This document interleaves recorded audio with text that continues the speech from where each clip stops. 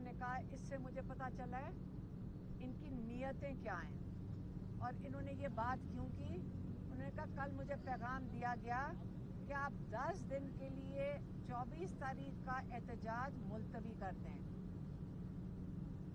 जब 10 दिन के लिए मुलतवी करेंगे उसके जो एवज ये कहते हैं हम बातचीत के लिए तैयार हैं। अब 10 दिन मुलतवी करने का मकसद क्या था।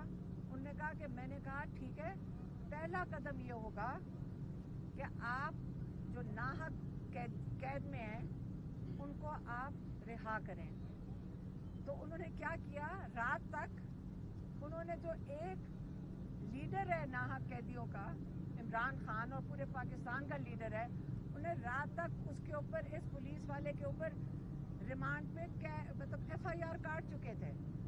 मतलब किस्सा हुआ 28 सितंबर